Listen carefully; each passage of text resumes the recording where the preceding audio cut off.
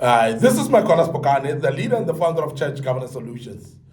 We want to speak today about important things that you need to note in order to stand firm in the vision, to stand firm in your ministry. We have spoken in the previous segment about things that cause visionaries to give up along the way. And now, today, we want to speak about the things that will make you to stand firm, the things that will help you, your ministry to be sustainable, for you not to shake on the ground where you are. And that's very important because we are here to encourage visionaries. We are here to encourage men and women of God that are in ministry.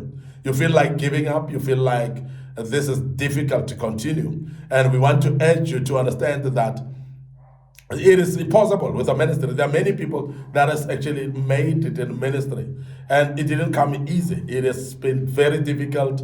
It's been a long way, and we want to urge you that hang on, you will also get there, and God will bless you as you do that. Remember that God who called you, He will never leave you nor forsake you. And therefore, we want to, as Church Governance Solutions, start to give you some tips of things that will make you to stand firm in your vision, even when you are on the verge of giving up. The first thing is that there is always a Red Sea to cross in the beginning of every vision. There's always a Red Sea. Remember that when Moses was assigned by God to deliver the people of Israel out of Egypt, the Red Sea was very significant, and we want to emphasize that in the book of Exodus chapter 14, when you read from verse 10 to 15, it speaks about the Red Sea. It speaks about what happens at the Red Sea, because the Red Sea was supposed to be there, significant, to show you that before any vision takes off, there's a Red Sea that you need to cross. Now, therefore, if you are going to cross the Red Sea, you need to believe in the God that gave you the vision, in the God that assigned you to walk out of Egypt, in the God that promised you a promised land, Canaan. So therefore, when you trust upon the God, He's the one who's going to make you to cross the Red Sea. Now, I want to urge you to understand that there's a Red Sea before you in your ministry. And that's the reason why you feel the way you feel. And that's the reason why it is tough. It's like a mountain to climb. It's like you hitting the wall as a minister. And I know that your ministry is still very new. And that's the reason why we are saying at that newness of the journey to the promised land, coming out of Egypt, the Red Sea was right there. And that's the reason why the Red Sea is right where you are. And we want to encourage you to say, rise up and know that before the beginning of any vision, there is a Red Sea. And that should actually be able to encourage you. Now, we want to also say, before every daybreak in your vision, there is a night first. And if you look at the book of Genesis chapter 1, you'll realize that it speaks about night, day, that's the beginning of the day. Night first, a day comes, then that's the day. A night comes, the morning comes, that's the second day. A night first, and then the morning comes, that's the third day. So that's how God works. And I want you to be aware of that pattern of way of things, because that's the way God works. Until we understand how God works, therefore, we are going to struggle in our ministries. And wherever you are listening to us, men and women of God, please remember that before any day break, there must be a night first. And that's the reason why you're going through the night that you're going through in your ministry. You're going through the difficulties. It doesn't mean that this is the end of your ministry. It doesn't mean that you must now wash your nets and go. It doesn't mean that you must then give up. No. It means that you must understand that you're going through your night. And as you're going through your night, every night precedes a day break. And therefore, your day is still coming. But you must be aware that you're still going through your night. So therefore, be persistent and persevere your night before you see your day. And that's why we go through nights, but when we go through nights, we don't give up and say, now, because it's night, nothing will happen. We are still hopeful because we know that every night precedes a day. And I want you to know that even in your ministry, I don't know what you're going through, but even in your ministry, your night that you're going through right now is just preceding your day.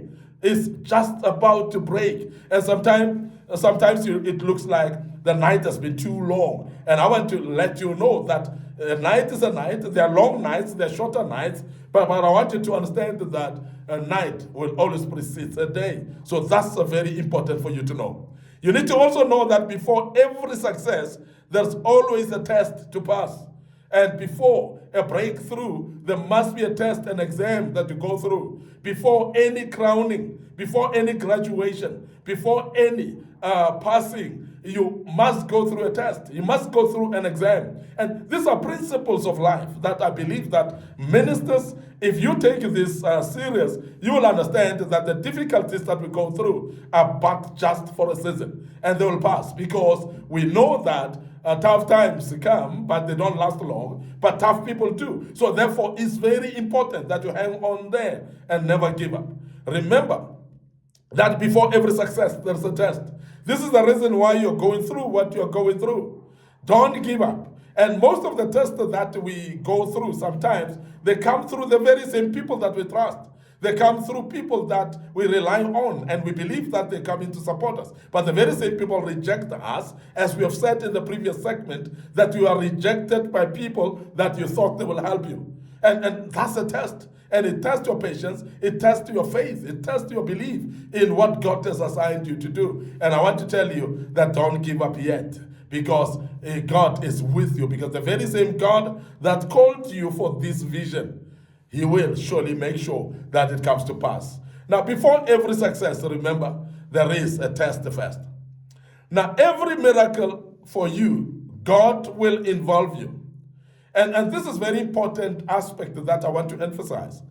That there's no miracle that will happen to you without you. So therefore, God wants you to go through the path. He wants you to go through the way. He wants you to go through the challenges. And because you must be involved in your own miracle.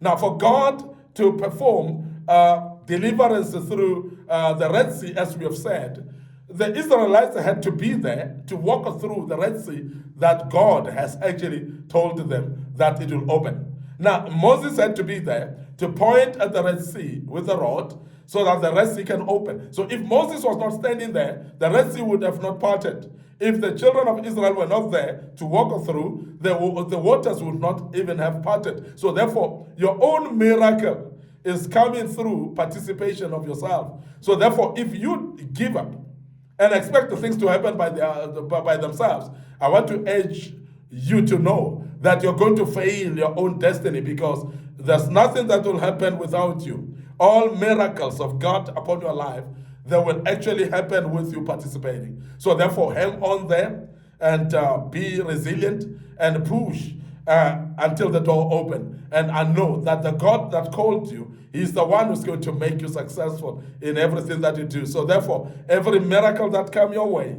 you will be participating, and that's the reason why you're going through the pain that you're going through is purely because you're working out your own miracle. Now, we want to also emphasize that having a vision does not mean maturity. Before you still need to continuously learn along the way in order to complete the vision. Because majority of us think that when God calls you is because you're fully matured. And that is why some of the young people that have been called by God, after embracing the ministry, they start undermining other people that don't seem to be running the ministry. We have seen young men that are running churches and undermining the elderly in their own churches because they think that because they've got a vision, so therefore they are matured. And they don't actually tap into the wisdom of the matured people or the elderly people that have got maturity and wisdom, because they think that they know because they've got a vision. And we have seen young men and young women failing because of that. Because the wisdom that one has, sometimes it comes through the experience that they have in life. And therefore they can actually help you, you as a young man, though you are called by God, but their wisdom is still necessary. And that's the reason why in Church Governance Solutions, we promote an element of mentorship, that you be mentored as a pastor. Because remember, as much as you've been given a call, a calling by God or a vision by God, it doesn't necessarily mean that you are experienced enough in the calling and how to run it. And that's the reason why a ministry like Church Governance Solutions is there for you, to support you in the journey of building up your ministry, in putting up church governance structures, in the setup of putting proper leadership and administration in your churches. We are there to help you because we have got the wisdom of doing that.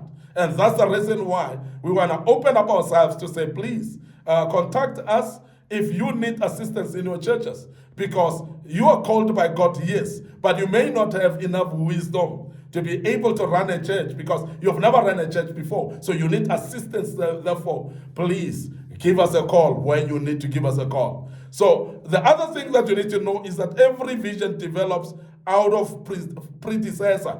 So therefore, there is always a mentor. There's always be someone who is actually have been there before. So we're speaking about Joshua. He has seen Moses doing it. We're speaking about the disciples who became the apostles. They've seen Jesus doing it. So we're speaking about Timothy. He has seen Paul doing it. We have seen Elijah, who have seen Elijah doing it. So all these are precedences, and that God provides for you to look up to them, to take leaf out of what they've done, and to take the wisdom that they have and the experience that they have. And therefore, God makes sure that there's always mentorship for you. And we are there as Church Governance Solutions, as I've mentioned earlier, that we can be a good mentor to you as well. And we believe strongly that God will help you in the ministry where you are. And as you run the ministry, God will be there to support you. Now, you will be able to stand firm because there's somebody holding you by hand who has actually experienced the ways of the ministry and who would actually advise you even appropriately, knowing that from experience, a ministry is run this way, not that way. So before fulfillment of your vision, there is always a Jordan to cross. Joshua chapter 3, if you look at verse 14 to 17, there's always a Jordan to cross before fulfillment of your vision. So this is speaking about before arriving at the Canaan that God promised you, before arriving at the peak of your ministry, at the peak of your assignment, there will always be a Jordan to cross. So please don't be arrogant and think that you have arrived, because there's still a Jordan to cross. So therefore, be aware of that and stand firm. When Jordan is in front of you, don't say it's God denying you, because there's that Jordan to cross in order to finalize the journey into the promised land. And I believe strongly that you will be crossing into the promised land because God has already prepared the promised land for you. So please remember that. Now, visions are not the same. Your vision is unique and cannot be compared to another one. So we want to also urge you not to compare your vision with other people's visions, with other people's ministries, because God has got a way of dealing with your ministry in a unique manner, because your ministry is unique. You are unique as well, so don't compare. Comparisons sometimes may make you to give up along the way, because others seem to be more successful than you. But remember, they are them, you are you. So you are called for your own ministry that God has put up upon you, which is a totally unique ministry from other ministries. So therefore, hold on unto what God has called you for and never compare with other people as well. I want to end up here today. Your host, MIcornus Phokane. I'm the leader and the founder of Church Governance Solutions, and we believe that you've learned quite a bit out of this. You'll hold firm unto the ministry and never give up. And before we check out today, we want to remind you of our social media platforms. Our Facebook page is Church Governance Solutions, and my personal Facebook page, MIcornus Phokane. So please like these pages. Please click the notification button. The good Lord will bless you as you do that. But we want to also remind you of our TikTok account and our Instagram account. They're under MIcornus Phokane. MIcornus Phokane, Instagram, MIcornus Phokane, TikTok. So please make sure that you click follow on those platforms as well, and good Lord will bless you as you do that. Don't forget also our YouTube channel. It is under Young Men Empowerment Forum.